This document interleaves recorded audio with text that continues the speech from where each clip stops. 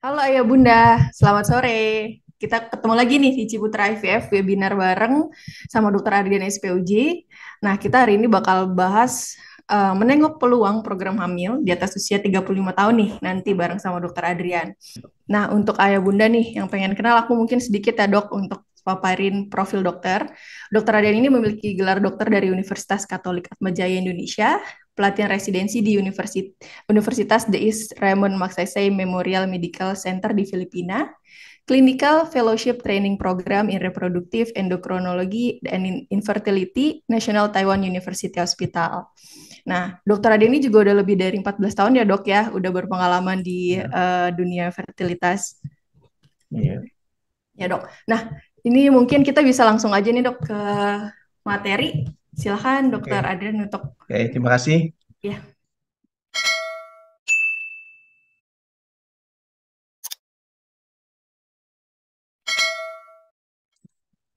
Oke, nah mungkin ini baru pertama kali saya menjadi pembicara di sini Ciputra IVF Center ketemu para ayah bunda ya. Nah, topik yang akan kita diskusikan pada sore ini adalah menengok peluang kehamilan usia di atas 35 tahun. Kenapa diambil umur 35 tahun? Memang dari segi keberhasilan itu berdasarkan dari statistik ya. Statistik dan semua literatur segala macam memang cut off umurnya itu kita sampai saat ini patokan adalah 35 tahun. Dalam arti apa?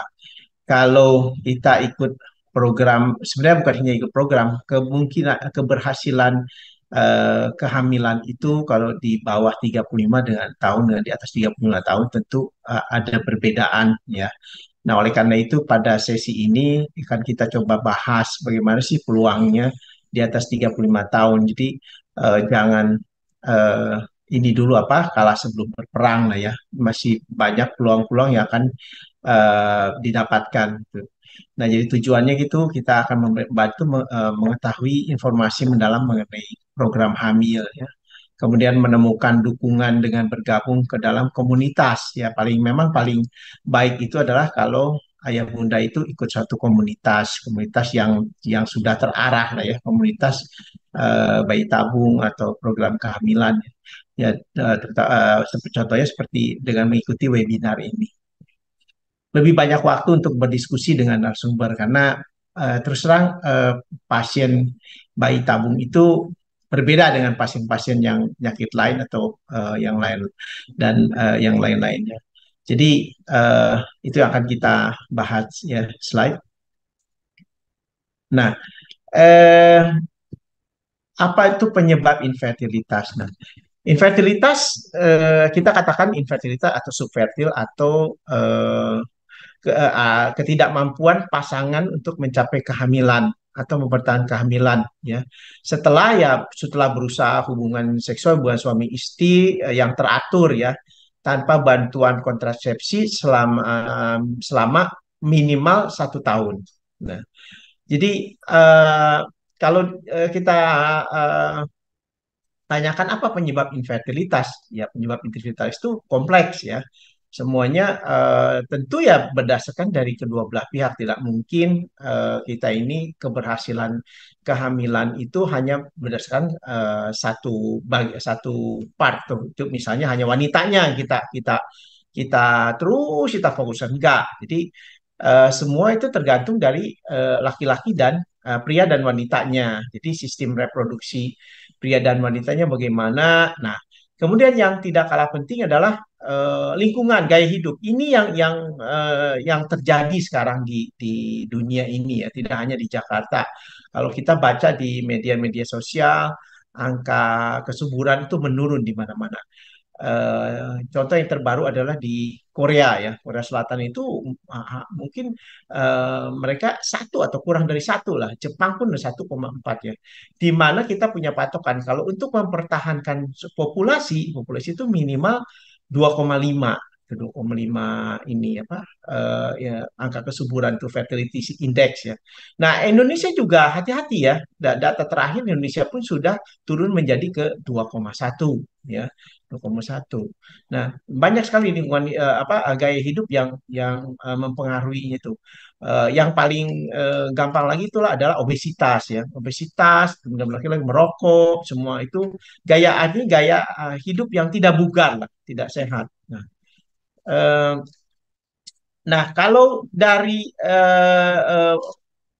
pihak pria dan wanita ini kita tidak ketemu permasalahannya, nah berarti kita masuk yang dikategorikan unexplained infertilitas, kita nggak ketemu. Sebenarnya mungkin tidak ketemu, belum ketemu ya, tapi pada saat pemeriksaan semua ini apa nggak ketemu. Nah, kalau memang sudah nyampe ke unexplained infertility, memang jawabannya adalah kita dengan memakai teknologi reproduksi berbantu. Nah, usia itu adalah paling krusial. Makanya kita sekarang ini topik kita 35 tahun. Tadi saya sudah singgung ya.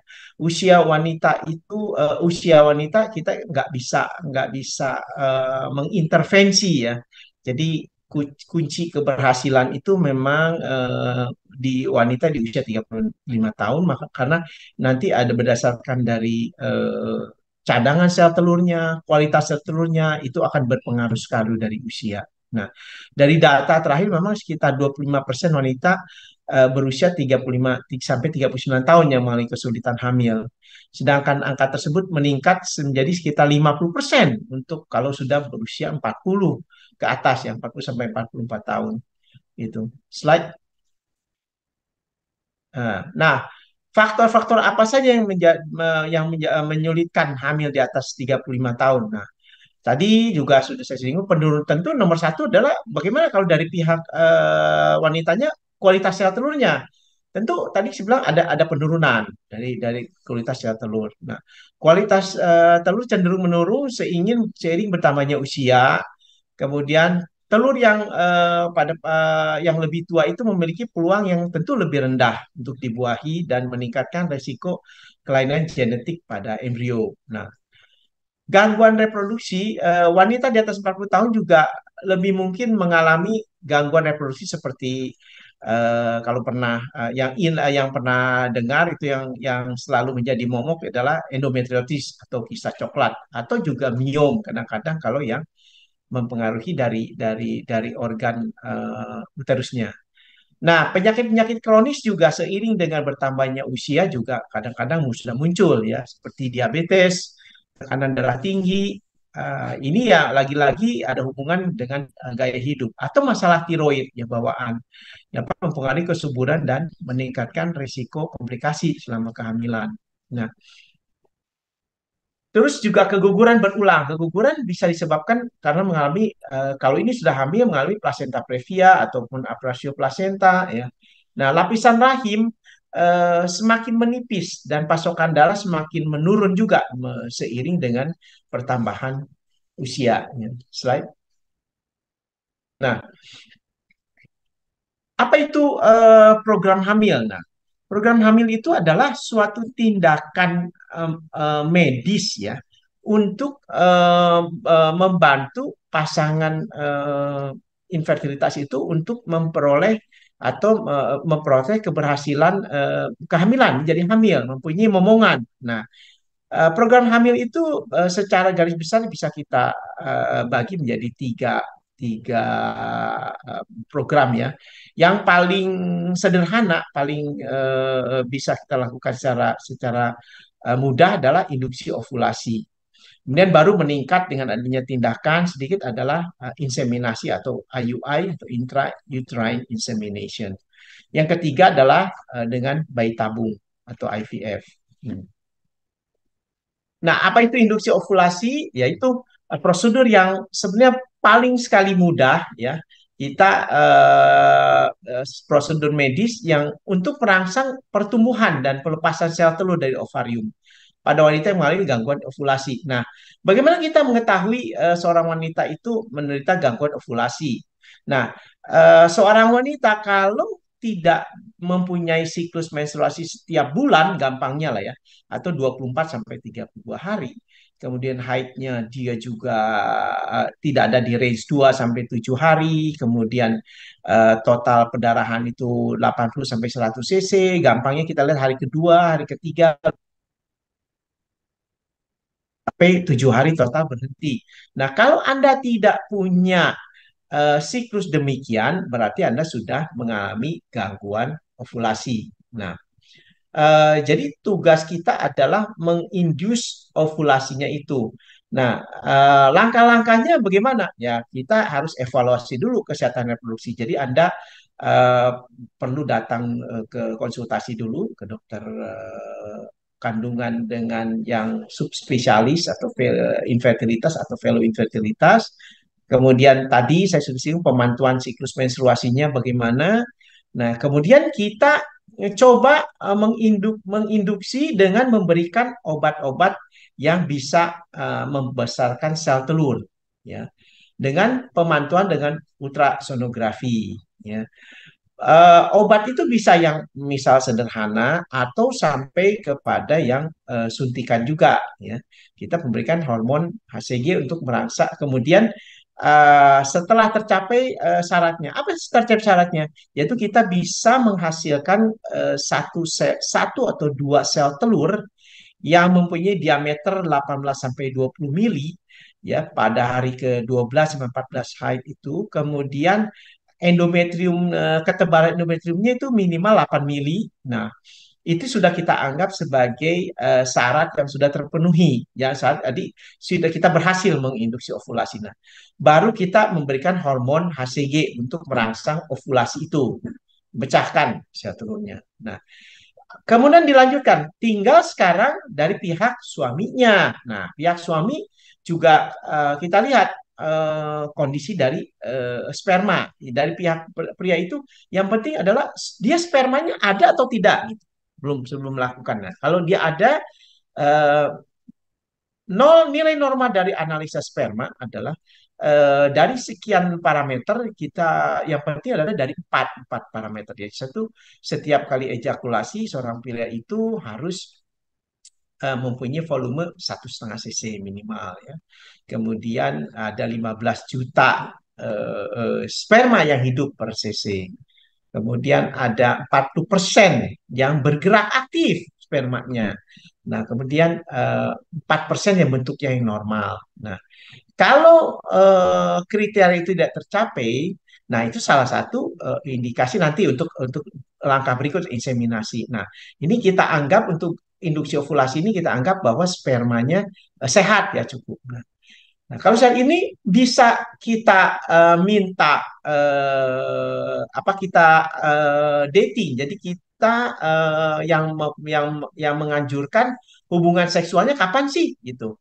Nah, ini kapan nih? Karena udah kesiapan, kita udah siap nih. Nah, kapan untuk melakukan hubungan seksualnya agar probabilitas untuk menjadi hamilnya tinggi. Nah, kecuali kalau yang tadi saya sebutkan dari empat parameter itu ada permasalahan dengan sperma, baru kita melangkah lanjut dikombinasi dengan inseminasi intrauterine.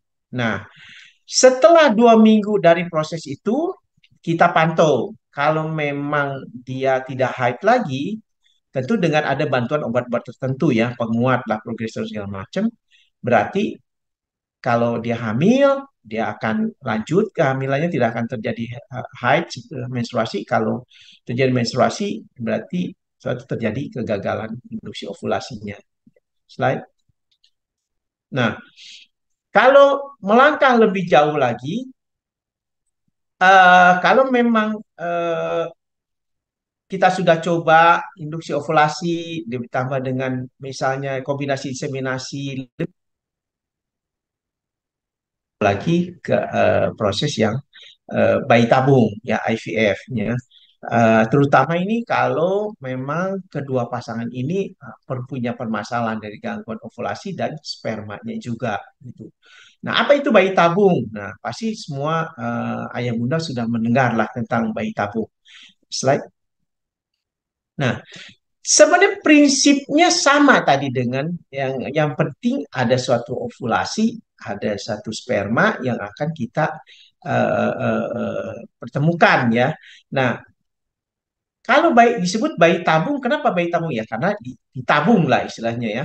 Jadi proses pembuahannya sel telur oleh sperma itu dilakukan di laboratorium. Kalau tadi kita masih berusaha di tubuh ibu di uterus ya di sistem reproduksi wanita, pembuahan di tuba falopinya, di ampula, kemudian kalau sudah terjadi 5 hari kembali ke rahim. Nah, ini kita pindahkan, kita proses pembuahan sel telurnya itu dilakukan di laboratorium melalui pembuahan sel telur ibu oleh sperma ayah di luar tubuh, ya di luar tubuh disebut in vitro. Di luar tubuh itu in vitro fertilisasi, fertilization, pembuahan. Nah, bayi tabung pertama kali itu di tahun 1978 di Inggris, ya.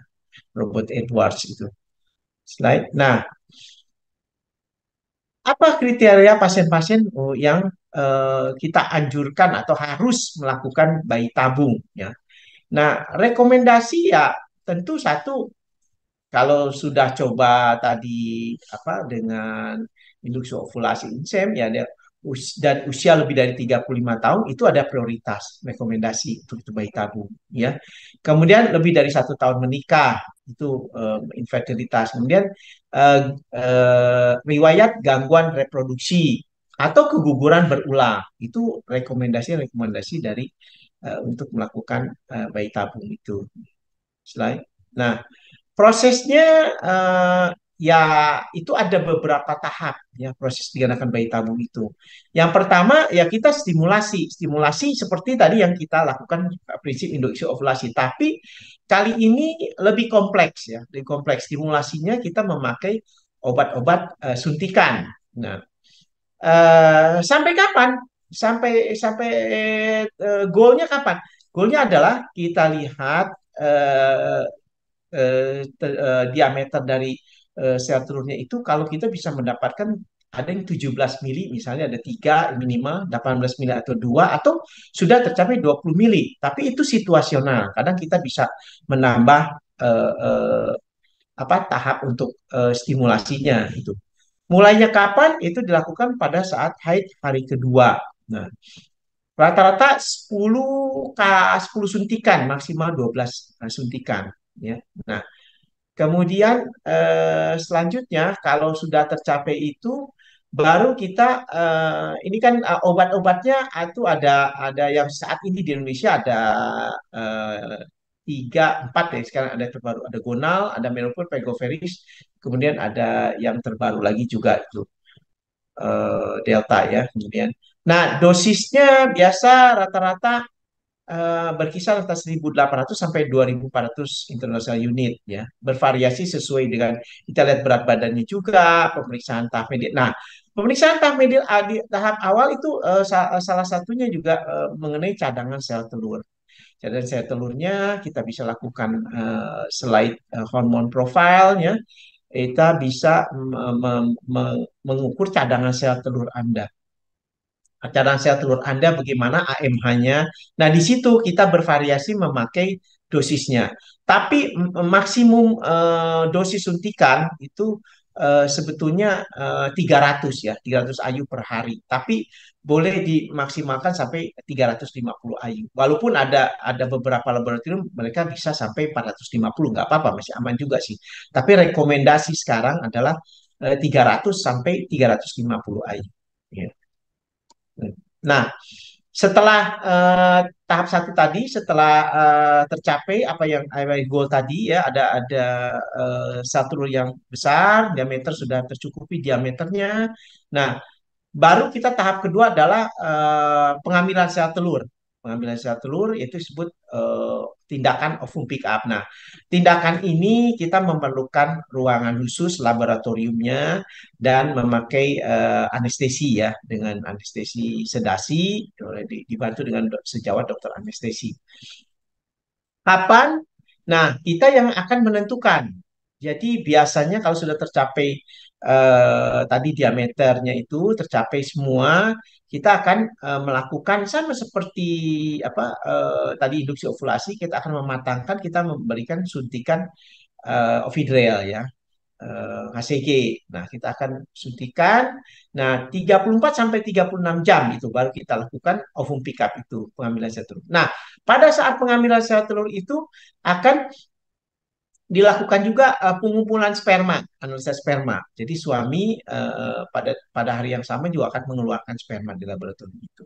Nah, selanjutnya setelah kita ovum pick up, berapa dari folikel-folikel yang berkembang itu, berapa kita dapatkan oosit. Namanya slide.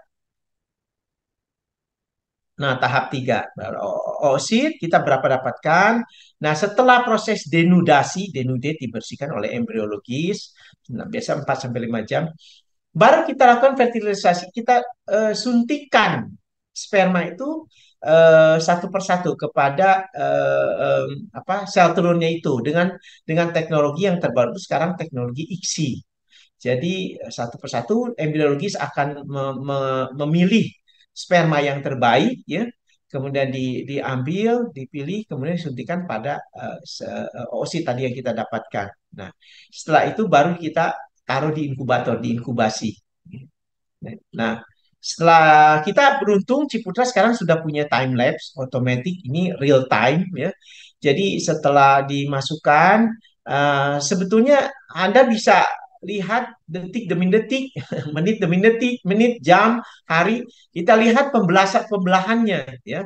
Jadi langsung ada monitornya, bisa sebenarnya bisa connect ke handphone kita, ke kalau tapi karena berhubung dengan rahasia medis ya, yang sini kita nggak bisa seperti memantau bebas gitu ya. Tapi di laboratorium ini memudahkan sekali embriologis memantau. Jadi kita kapan waktu saya menelpon pada embriologis, waduh bagus nggak ininya semua, ini pembelahannya bagus, mereka sudah bisa langsung dilihat dari monitor ya. Slide.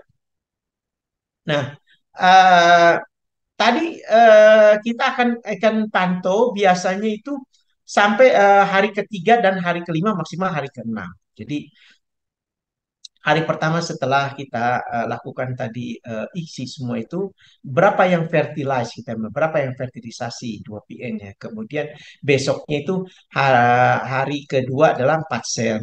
Kemudian hari ketiga 8 sel, keempat morula mulai kompak ya, kelima baru blastosis. Nah, dari blastosis kita akan lihat intinya. Intinya itu yang bakal nanti akan hatch out keluar, itu itulah yang bakal embrionya itu. Nah, teknologi sekarang kita bisa kita lebih memilih bedah beku frozen cycle daripada fresh transfer ya. Jadi nanti ada dua macam itu. Nah, jadi tahap berikutnya adalah melakukan embryo transfer. Nah, kalau embryo transfer sekarang fokus kita adalah kepada rahimnya. Rahimnya selain setelah kita mendapatkan embrionya yang baik ya, kualitasnya ada yang good, ada moderate, ada yang poor ya. Kita tentu kita akan pilih pertama yang good dulu. Slide. Nah, tadi saya singgung kalau kita melakukan fresh embryo transfer itu berbarengan tadi dengan siklus tadi program IVF itu. Jadi setelah kita ambil OPU tadi ya, OPU, kemudian kita tunggu kita pembelahannya. Kalau memang kita mau transfer hari ketiga ya kita transfer 3 hari setelah dari OPU itu ya, tanpa melalui proses pembekuan itu. Nah, keuntungannya apa? Ya transfer cepat lah. Nah, kemudian pembelian embrio yang terbaik, kemudian pasien tuntas sudah, tuntas satu program itu tuntas dengan transfer dari fresh embryo itu, selama satu siklus penuh. Nah, kalau frozen embryo transfer, kita selesai sampai di OPU tadi, pasien. Setelah OPU kita selesai, kita nggak lanjutkan ke transfer, jadi pasien tidak kita berikan obat-obat penunjang semua. Nah, jadi kita tinggal tunggu eh, haid berikutnya atau satu siklusnya lagi, sambil kita memantau kondisi dari ovarium ya yang kita kita sedot itu tadi dengan ovum pick up bagaimana ya sampai benar-benar semuanya kembali ke normal. Jadi ini ada fleksibilitas waktu ya. Peningkatan keberhasilan banyak sekali literatur mengatakan bahwa lebih lebih berhasil, eh, angka keberhasilannya lebih tinggi dengan frozen embryo. Tapi sebaliknya banyak juga literatur yang mengatakan nggak berbeda bermakna. Tapi kalau saya pribadi kita lihat case by case, ya, case by case. Walaupun saat ini saya memang lebih cenderung kepada frozen embryo transfer karena satu yang fleksibilitas waktu itu, terutama di kota-kota besar mungkin pasien-pasien sibuk juga semua gitu ya. Nah, nanti untuk frozen embryo transfer ada pemantauan lagi dari siklus haidnya lagi semuanya. Slide. Nah, kalau kalau sudah ditransfer ya, nanti kita akan monitor baik mau fresh maupun frozen cycle, kita akan monitor hormonnya. 2 minggu setelah transfer kita akan lakukan paling mudah adalah beta HCG kuantitatif, berapa nilainya ya menunjukkan hamil atau tidak. Nah, kemudian juga apa beta HCG itu kita ulang biasanya 1 minggu berikutnya naik nggak berapa kali lipat. Beruntung kalau 1 minggu berikutnya sudah terlihat kantong kehamilan di dalam atau di luar rahim. Nah, slide. Nah, berapa sih angka keberhasilan dari bayi tabung ini? Lagi-lagi kan tadi saya sudah singgung ini semua usia sangat berpengaruh sekali ya. Jadi pasien yang memulai program bayi tabung saat berusia di bawah 30 tahun memang ke tingkat keberhasilannya 63% ya. Ini akan menurun seiring bertambahnya usia ya. Jadi mulai menurun, decline ya. Mungkin kalau di usia eh, 35 ya mungkin masih di bawah 35 mungkin masih bisa antara 40 sampai sampai 50%. Tapi kalau sudah 35 ke atas tergantung kalau mesti 35 sampai 38 mungkin antara 20 sampai 30%. Kemudian seiring dengan pertumbuhan umur ya menurun terus-terus sampai kalau di atas 42 tahun rata-rata 5% lah keberhasilannya itu ya. Slide. Nah, saya kira itu mengenai program yang ada di Ciputra IVF Center dan melihat peluang dari 35 tahun, usia di atas 35 tahun. Jadi masih ada peluang itu tetap masih ada. Jangan jangan berpikir waduh udah tua nih kita ini karena saat ini pasien kita yang paling paling tua terus terang 43 tahun. Sudah ada beberapa yang berhasil hamil. Mudah-mudahan lab kita juga bisa yang sampai usia lebih dari 43 tahun. Sampai saat ini 43 tahun, rekor kita. Demikian, terima kasih Anin atas Terima kesempatannya. kasih Yo. banyak, Dokter Adrian. Nah, Dok, kita mulai aja nih diskusi banyak pertanyaan ternyata antusiasnya. Ah, Aku mulai bacain ya, Dok. Ini ada pertanyaan. Selamat sore, Dok. Usia saya 39 tahun dan suami 47 tahun. Kami baru satu setengah tahun menikah. Apa langkah pertama yang perlu kami lakukan untuk memulai pemeriksaan? Terima ya. kasih, Dok. Eh, oh, namanya nggak disebut ya? Ibu siapa? Ya, Oh, nggak disebut. Bunda Tasya. Oh, Bu Tasya dan suaminya. Terima kasih telah mengikuti webinar ini. Nah, 39 tahun, ya memang kan tadi saya bilang kalau di atas 35 tahun, di atas 30 tahun, keberhasilan kan akan tentu lebih rendah dibanding kurang dari 35 tahun. Tapi nggak apa-apa. Nah, langkah yang pertama harus dilakukan adalah ya ada konsultasi ke mana ahli fertilitasnya. Biasanya saya akan melakukan anamnesa. Anamnesa kita lakukan misalnya riwayat dari kedua ini pasangan ini ya, Bu Tasya dan suami, apakah yang paling gampang, apakah pernah ada riwayat penyakit-penyakit tertentu yang tadi sebenarnya mengganggu gangguan reproduksi ya. Selain memang dari masalah pada Ibu Tasya dan suami adalah usia ya. Kemudian kedua juga lifestyle tadi sudah sambung lifestyle bagaimana apakah anda berdua ini perokok, minum atau makan obat-obat tertentu atau semua yang mempengaruhi dari kesuburan ini. Nah, kemudian kita paling gampang juga berat badannya karena berat badan itu sangat mempengaruhi sekali ya ideal body weight itu. Kemudian harus bugar lah gitu ya. Kemudian baru kita akan biasa saya akan tanyakan juga yang paling utama adalah siklus menstruasi tadi yang sudah singgung. Apakah Bu Tasya masih memiliki siklus menstruasi yang teratur setiap bulan? Nah, teratur. Nah, kemudian suami ya kemudian juga baru kita akan melakukan pemeriksaan-pemeriksaan dengan bantuan USG semua segala macam.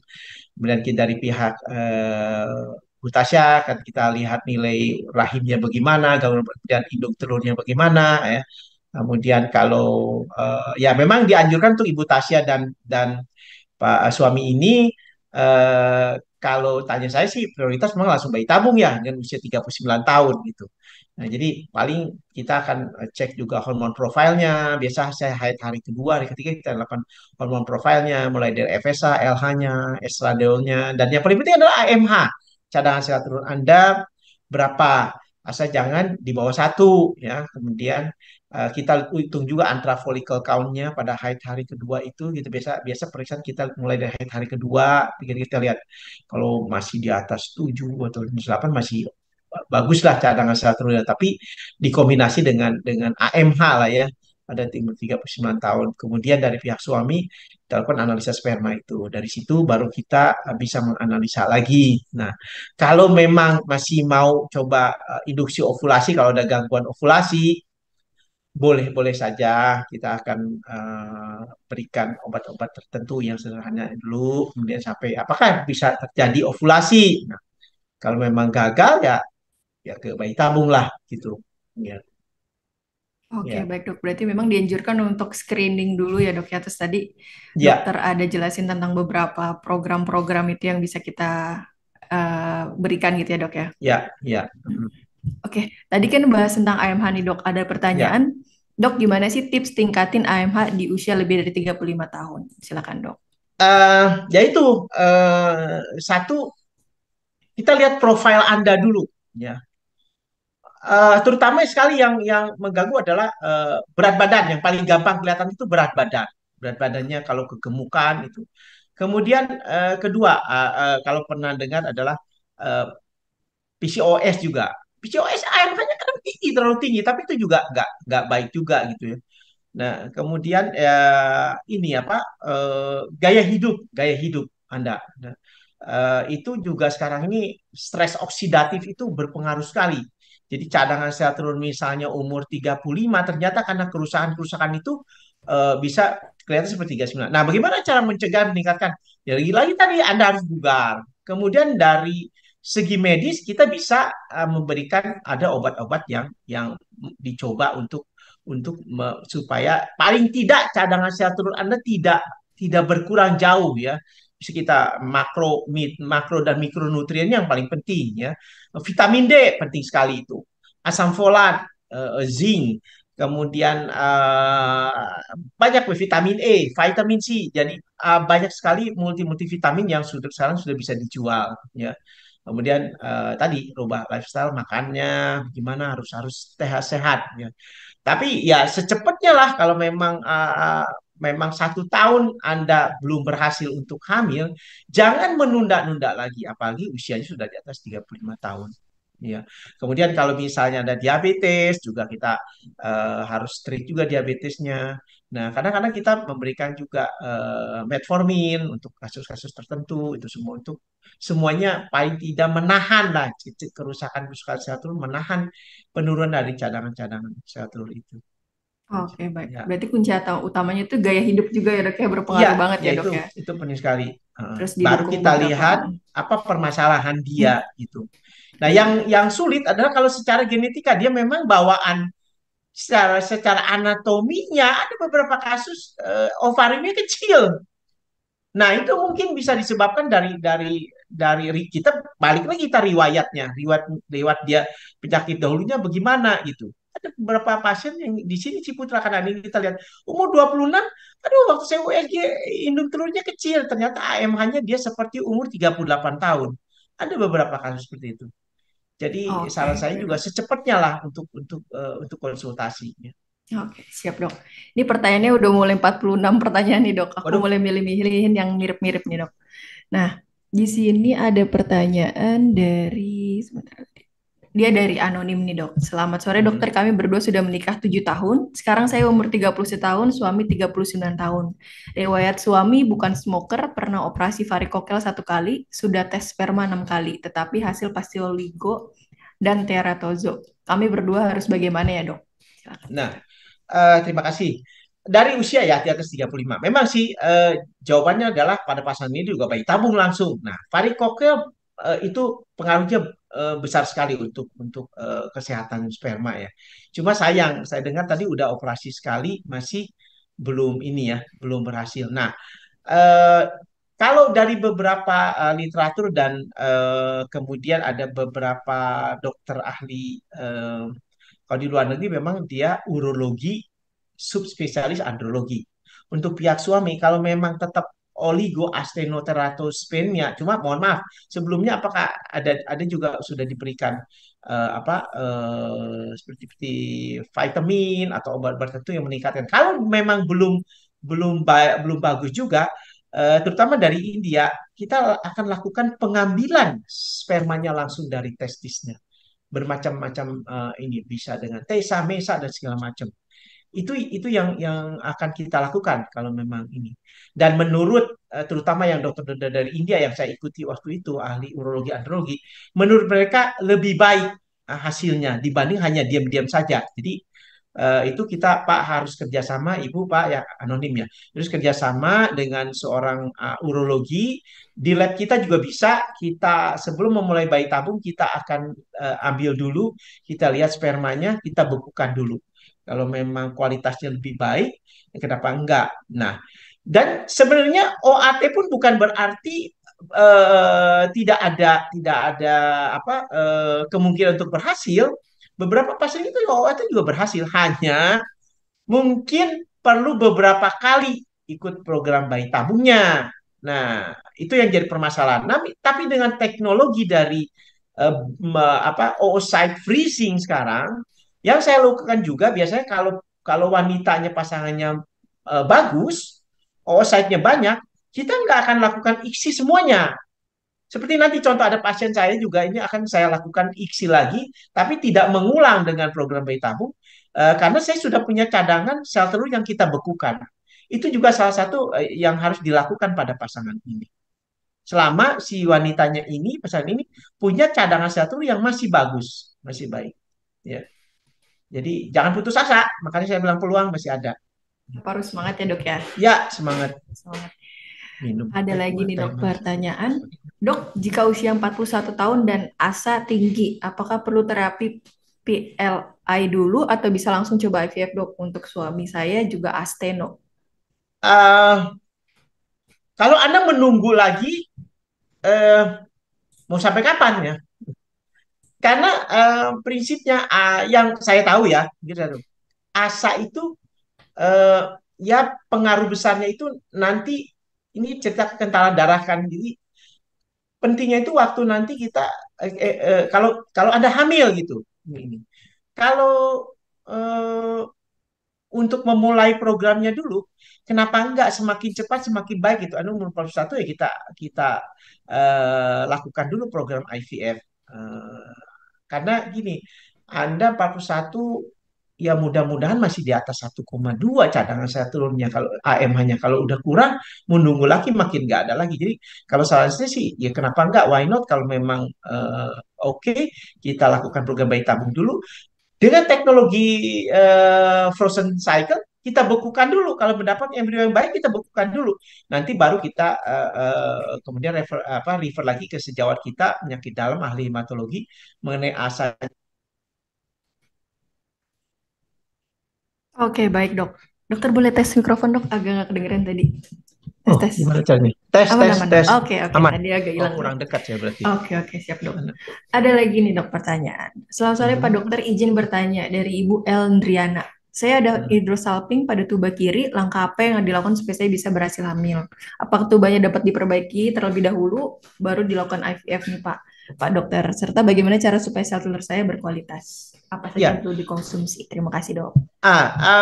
ya hidrosalving biasa kita harus operasi dulu. Kenapa? Itu mempengaruhi di situ terjadi peradangan, inflamasi. Kalau kita lakukan apa stimulasi segala macam juga biasanya akan berpengaruh pada kualitas dari sel telur itu. Ya, kita harus biasanya kita akan laparoskopi, tubektomi ya. Kita ambil salvingo itunya apa salvinya salvi yang inflamasi, saya kita operasi dulu. Setelah penyembuhan baru kita program.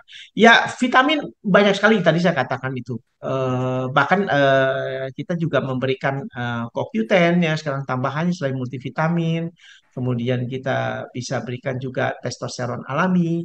Itu sudah dibuktikan oleh peneliti dari UI ya, Profesor Budi Weko untuk mempengaruhi juga untuk memperbaiki cadangan sel telur itu ya dengan tribulusnya itu. Ya. Oke, Dok. Eh, dari pertanyaan dari ayah nih, Dok. Dok, saya pernah tes sperma. Hasil jumlah yang hidup hanya 2%, jumlahnya di atas normal. Apakah ini bisa diperbaiki? Karena usia juga sudah mulai lanjut. Ya, eh, langkah pertama emang kita biasa konsulkan ke urologi ya. Tadi varikokel apakah Anda punya varikokel salah satu penyebab. Tapi selain itu juga biasanya urologi itu andrologi kita akan melakukan pemeriksaan hormon juga pada Bapak itu.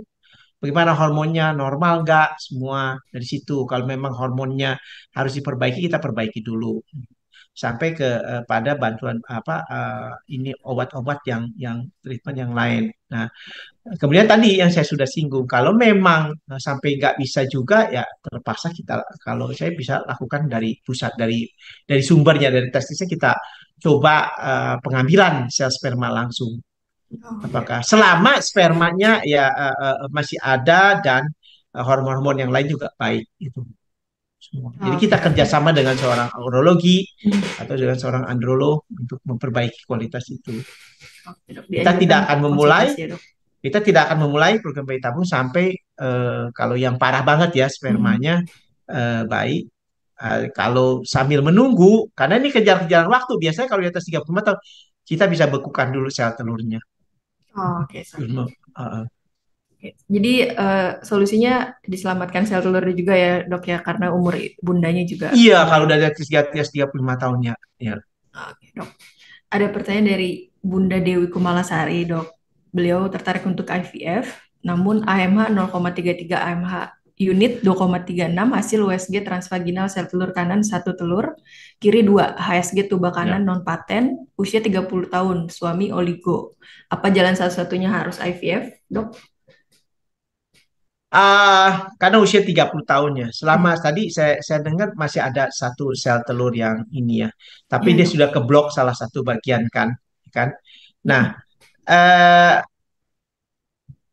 tapi AMH-nya, nah ini kan AMH 0,33 benar ini 30 tahun 0,33 ini udah kalau kita lihat dari apa bagan kita ini tadi berapa ini 0,33 0,33, Dok.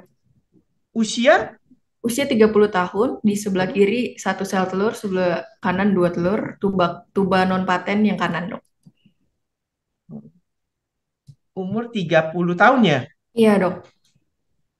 Harusnya normalnya Anda ayam Anda 3,2 mungkin 3,3 kali bukan 0,33 nanogram per ml ya. Iya, Dok. Mungkin itu kali ya, Dok ya. Soalnya di sini. Eh, eh, Apa benar bisa juga yang tadi saya ceritakan kadang-kadang ya itu kalau perusahaan tapi masa sih 0,33 itu eh, sama dengan umur 44 tahun. Itu mungkin dia waktu itu dia nggak lengkap ya Bu Dewi apa apa di waktu dapat 3 sel telur itu dilakukan induksi ovulasi apa bukan? Kalau kalau kalau ovulasi bisa mencapai 3 sel telur yang kita anggap matang diameter 18, 20, kemudian endometriumnya liningnya apa bagus 8 mili ya. Tadi maaf spermanya apa spermanya Oligo, Dok. oligo ya. Mm-mm. Kalau hasil washing masih di atas 5 juta, Dewi, masih ada kemungkinan melakukan IUI. Walaupun keberhasilan hanya 10 sampai 15%. 15%. Nah, Kalau umur 30 tahun, oke lah, sekali lagi kita bisa konsultasi ke urolog kalau oligo. Kalau dia memang ada varikokel, masih bisa diperbaiki karena jarak dari misalnya kita lakukan operasi sampai bagus itu rata-rata 3 sampai 6 bulan ya. Proses Hmm. pembentukan sperma baru itu 3 bulan. Jadi kita lihat 3 sampai 6 bulan berhasil lebih spermanya lebih bagus nggak? Kadang ada sambil menunggu itu hamil spontan juga ada juga. Ada ya dok ya Walan. Ada juga kalau gitu. Tapi kalau tadi AM hanya betul-betul rendah, ya buruan bayi tabung lah mau nunggu sampai kapan lagi. Konsultasi langsung ya dok ya. Konsultasi ya. Tadi jadi sperma bagi saya parameter saya sperma kalau kita melakukan IUI itu kalau di wash di atas 5 juta itu yang baik itu masih ada kemungkinan chance 10 sampai 15%. Kalau di bawah 5 juta tentu akan berkurang lagi di bawah 10% Hmm. keberhasilannya. Oke dok, ini kita Ya. sekarang juga live di YouTube nih dok. Ini juga Di YouTube banyak juga. pertanyaan ya ternyata di YouTube. Waduh. Bagaimana dengan probability, prevalensi, abnormality pregnancy dok? Jika dengan proses IVF, kami usia 37 dan menikah sudah lebih dari 10 tahun. Tadi saya sudah singgung kan kalau di atas 35-38 mungkin sudah ngedrop ke 30% lah ya untuk keberhasilan untuk program bayi tabung itu. Eh, tapi 37 sih masih oke lah, masih masih apa? Masih peluangnya masih besar lah ya. Saya waktu pendidikan di Taipei jarang sekali ketemu 37 tahun, biasanya di atas 39, 40, 41. Nah, cuma tinggal berapa kalinya itulah nanti tinggal respon dari masing-masing pasien itu ya. Apakah perlu berapa kali, ada yang sekali, 2 kali, 3 kali ya.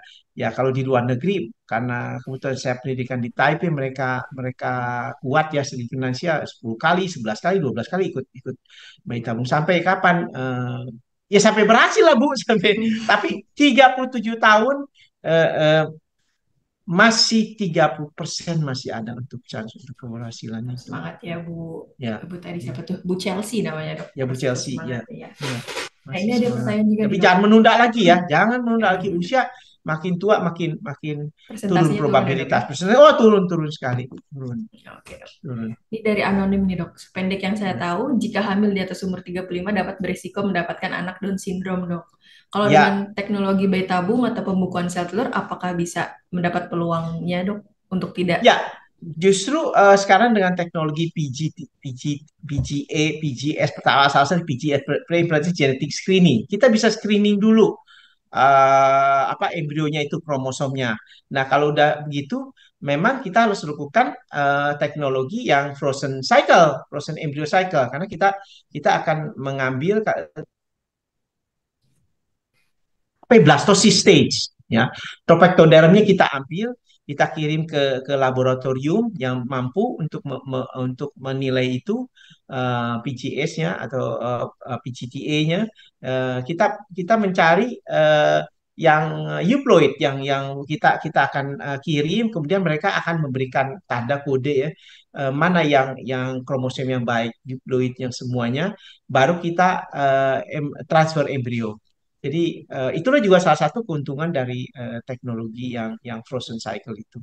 Oh, Ya. oke, dok. Jadi didukung Ya. teknologi-teknologi Ya, ini dok di ya kita atas bisa. 35 tahun betul, Bu. Probabilitas terutama di atas 38 tahun ya. Oh, oke. Probabilitas untuk kelainan-kelainan kromosom itu eh, eh, tinggi lebih lebih dibanding wanita yang sebelum 38 atau 35 tahun gitu.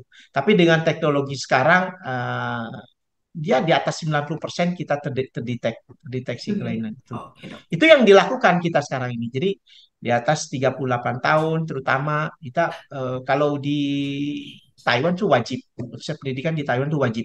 Di atas 38 tahun akan dilakukan PGTA, PGTA atau Oh, PGS istilahnya. Ya. PTA ya dok ya namanya dok. Ah, ah.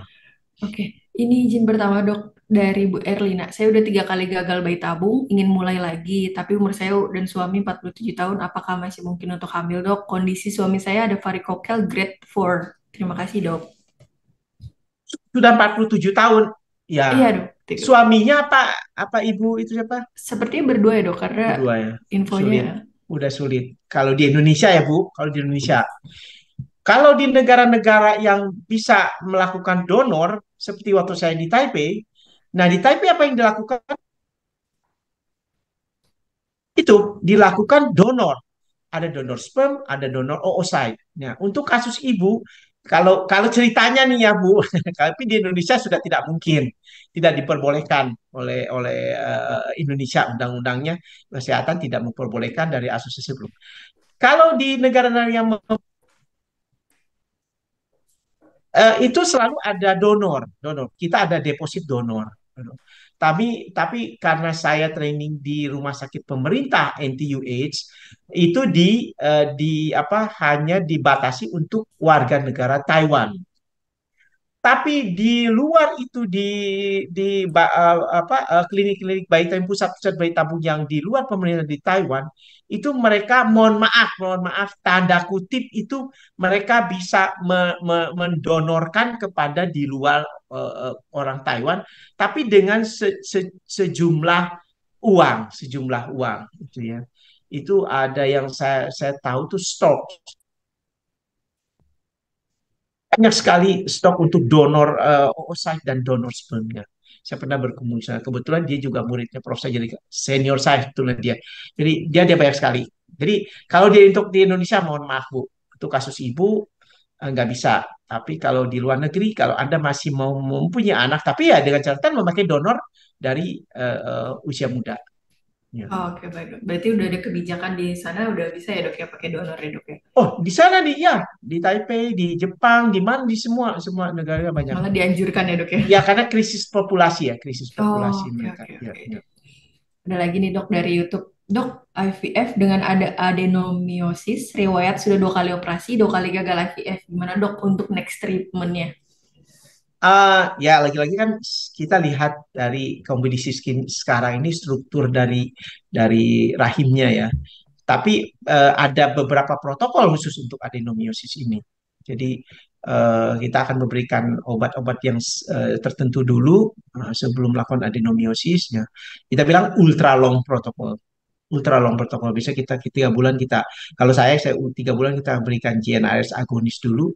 Nah, kita lihat lagi berikutnya kalau udah lebih tenang lebih terus kemudian semuanya baru kita lakukan itu apa protokolnya itu untuk itu ada Oke. memang agak agak sulit ya adenomyosis agak sulit ya jangan jangan ini jangan apa menyerah Bu masih masih coba lagi banyak sekali Iya. teknologi sekarang untuk adenomyosis juga. Ya.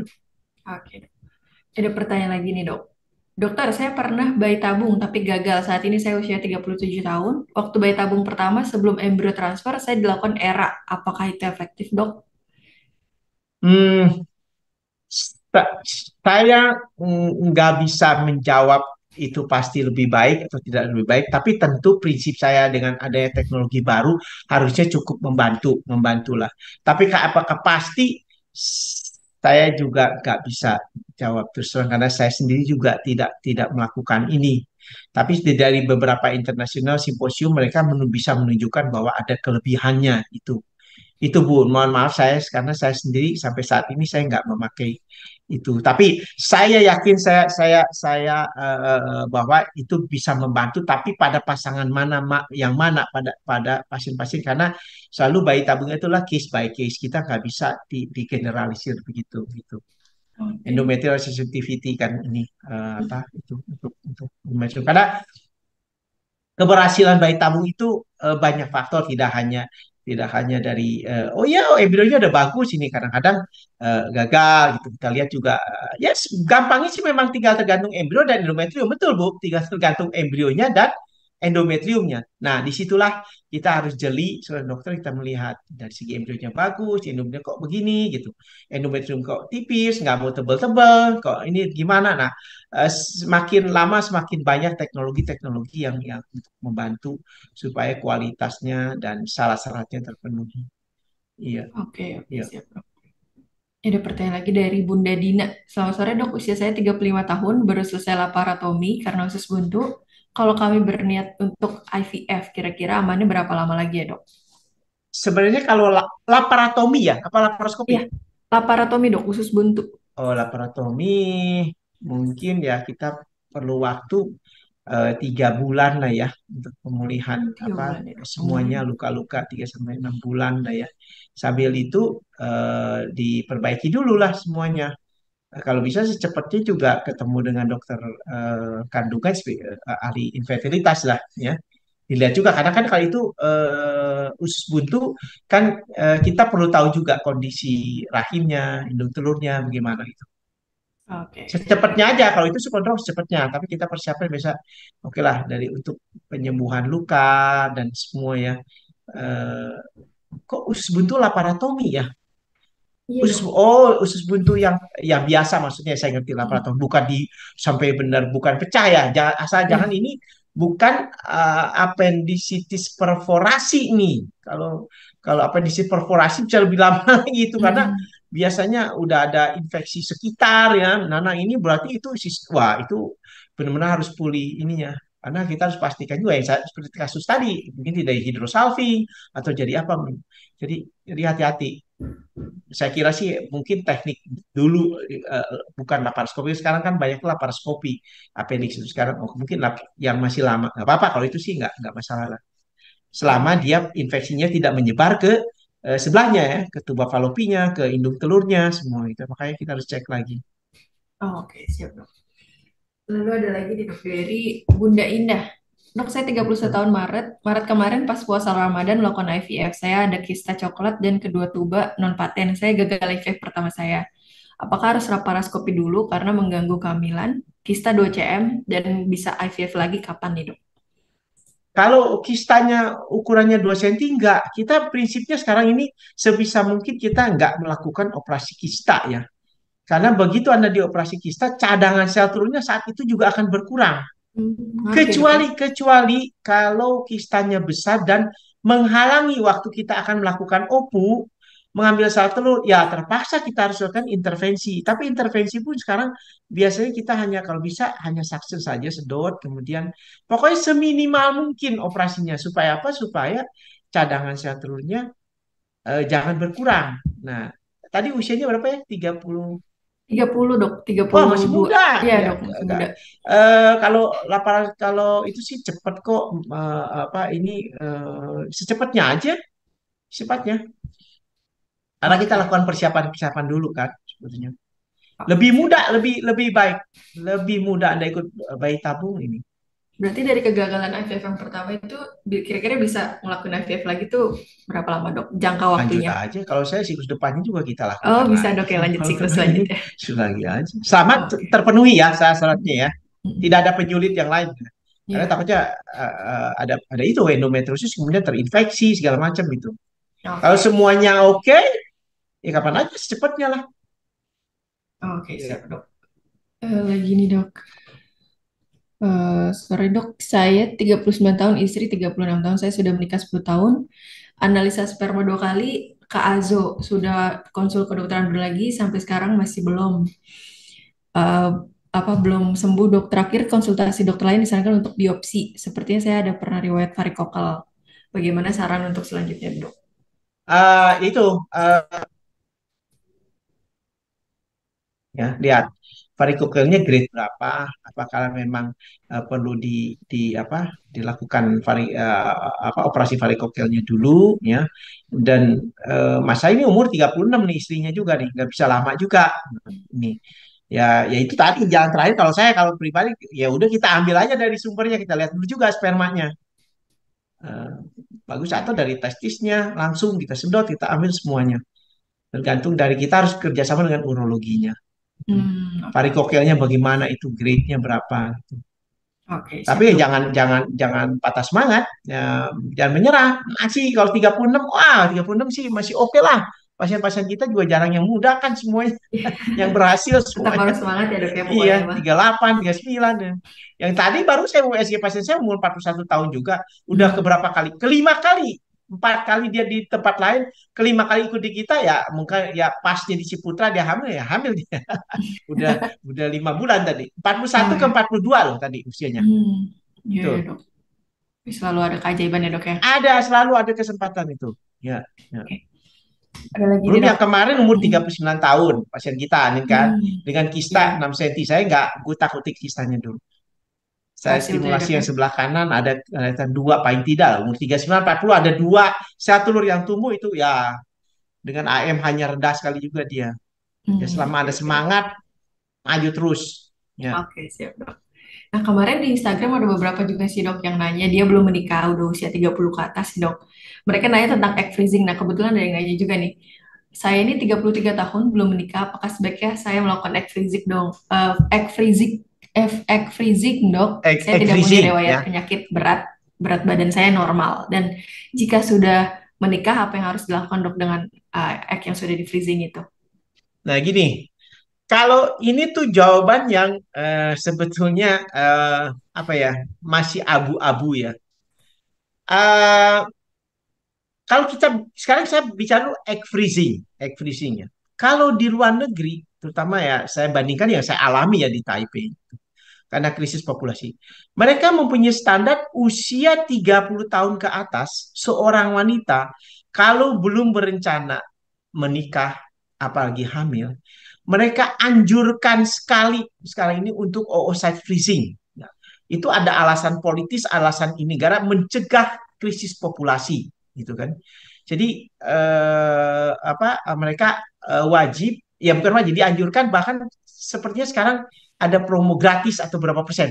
Nah, kalau dari segi kesehatan, tadi kan kita makanya peluang kita 35 tahun. Ini kan kita title kita kan lagi-lagi saya bilang kalau di atas 35, di bawah 35 tentu berbeda bermakna. Nah, terakhir saya ikuti seminar di sini, sebenarnya cut off-nya juga kita di usia sekarang ini oke lah dari beberapa literatur sebenarnya 32 tahun.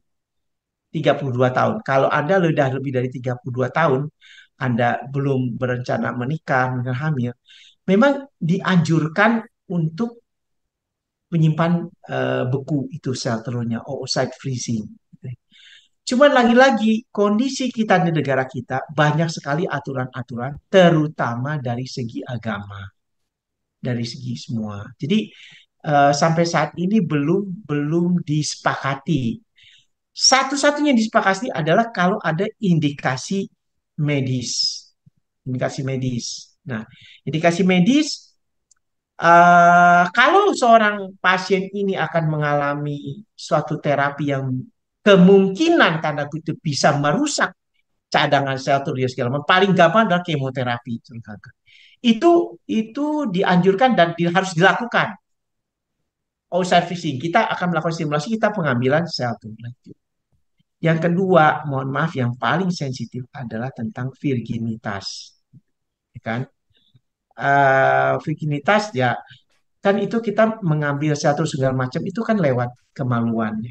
Nah, itu juga salah satu di sini. Bagaimana kita melakukan ini? Wanitanya bagaimana? Apakah mau ini di sini? Jadi kalau di luar ya nggak inilah nggak masalah ya itu. Jadi kalau dari segi teknologi bayi tabung nih kita lakukan segala macam itu benar bisa bisa dilakukan oocyte freezing itu dengan teknologi vitrifikasi bagus.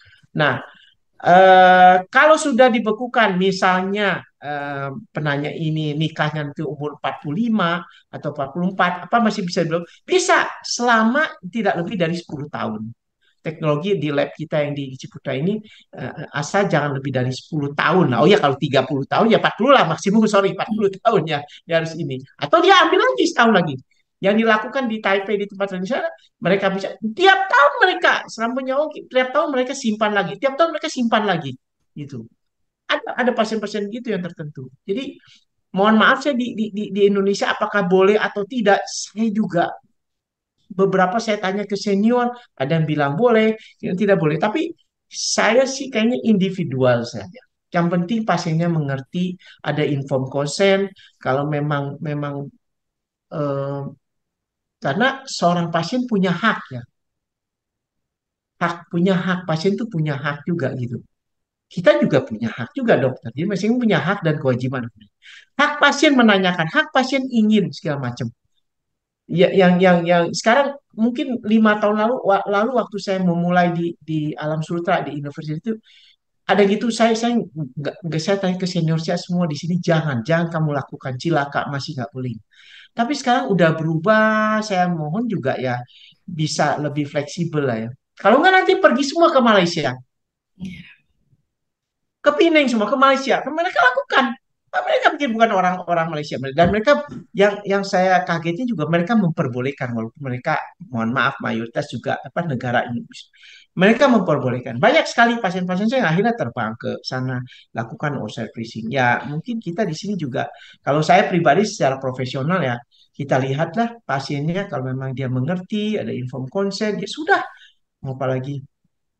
Tapi tidak di Indonesia belum dipromosikan ya. Masalahku sih tidak dipromosikan secara oke ini IVF. Ya itu karena kendalanya itu di peraturannya belum jelas sekali. Yang jelas ada hanya indikasi medis. Indikasi medis. Karena ada beberapa concern tadi itu ya dok ya. Iya, ya, Ini concern. mungkin kita dua atau tiga, dua pertanyaan lagi deh ya dok ya. Ya, Ada pertanyaan nih. Selamat sore dokter, ha, saya ha. ingin program IVF. Saya punya pertanyaan saat saya 35 tahun pernah melakukan promil secara alami. Sudah pernah melakukan HSG, SIS, dan diberi obat pembesar sel telur selama 3 siklus. Dan penebal dinding rahim. Saat siklus pertama, sel telur membesar, namun belum berhasil karena dinding rahim tidak memenuhi.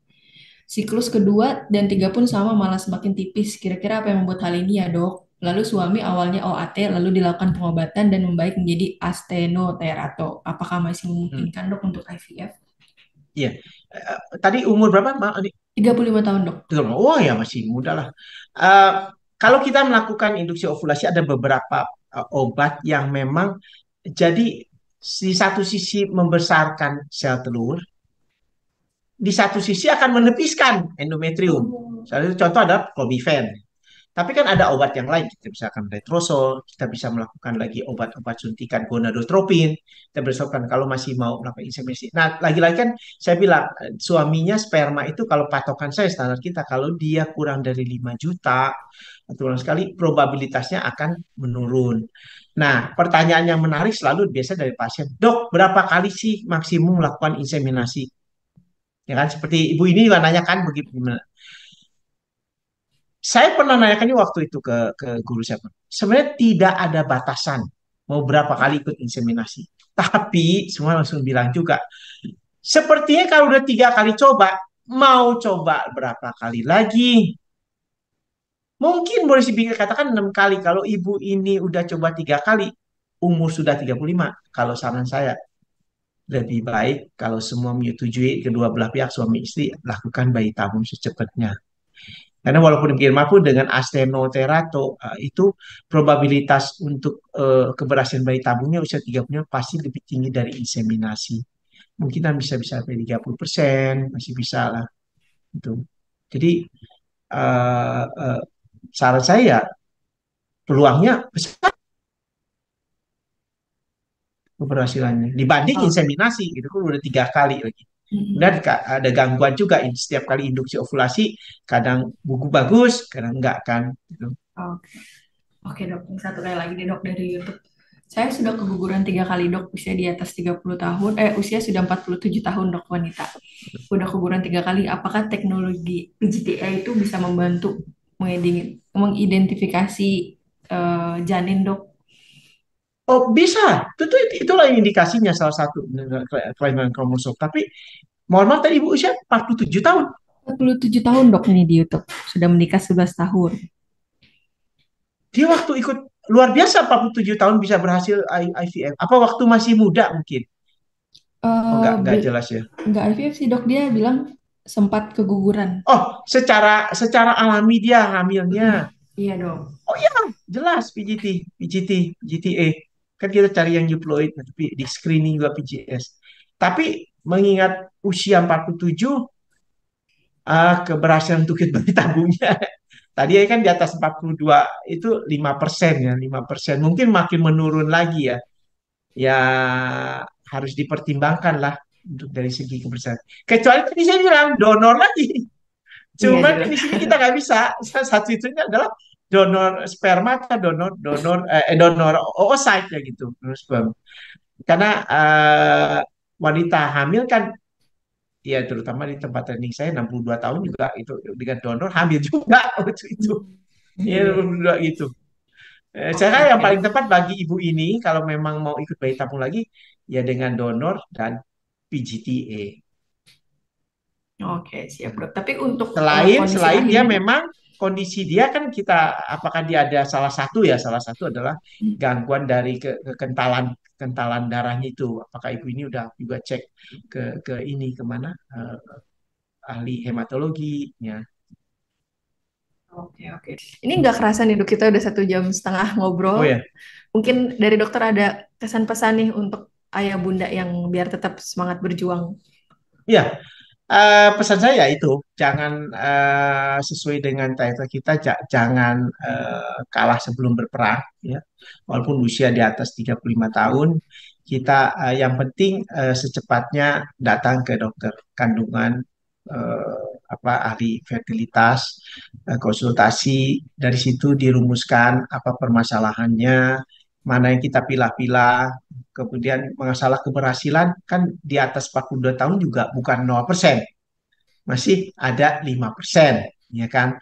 Nah itu, nah jangan bosan-bosan juga mengikuti ya webinar ini atau apa semua segala macam. Nah kemudian semangat, yang nomor satu adalah semangat, semangat, semangat untuk masih berusaha untuk hamil, gitu ya. Dan datanglah pada tempat yang tepat, ya, pengobatan yang tepat, yang sehingga menunjang keberhasilan dari kehamilan ini, gitu. Jadi intinya semangat, semangat. Pokoknya selama masih ada semangat bisa. Tapi jangan satu pihak ya, jangan istrinya saja. Kadang ada yang gitu ya, Suami Dok ya. istri, suami harus mendukung suami istri. Karena mohon maaf nih terus terang aja Pak, dari tadi aja kita nanya kan semua kelainan sperma kan. Nah, Betul. dari pasangan yang datang ini biasanya para pria ini 80% pasti bermasalah spermanya. Jadi Iya, Dok. saya kadang-kadang suka ini juga ya, yang dikejar adalah wanitanya terus. Apalagi kalau sudah mau ketemu mertua, misalnya ketemu mertua, biasanya, aduh, mending menghindar. Saya suka jawabnya ke pasien, ya kan Bu, menghindar, menghindar. Tapi ternyata setelah diperiksa, yang bermasalah adalah Suaminya ya, Dok ya. suaminya. Nah, cilakanya terlambatnya di atas 35 tahun datangnya. Ditambah lagi kesulitannya dari usia wanita ini. Jadi Hmm. tolong pasangan menikah karena 10 sampai 15% pasangan menikah akan jatuh pada infertilitasnya. Jadi ingat 10 rata-rata lah, banyak beberapa negara variasinya angkanya berapa, tapi saya perhatikan 10 sampai 15% pasangan menikah akan jatuh ke infertilitas. Hmm. Nah, kalau Oke. sudah jatuh ke infertilitas lebih dari 1 tahun, jangan Anda terlena. Cepat, buruan. Oke, Dok. Umur berapapun, ya selama masih ada semangat, ada kesempatan untuk hamil. Demikian. Terima kasih, Oke. Ayah Bunda. Terima Sobat kasih Ciputra banyak. IVF. Sampai bertemu kembali. Terima kasih Oke, banyak, selamat Dokter sore. Adrian. Ya, Selamat yuk. sore, Dokter. Mari.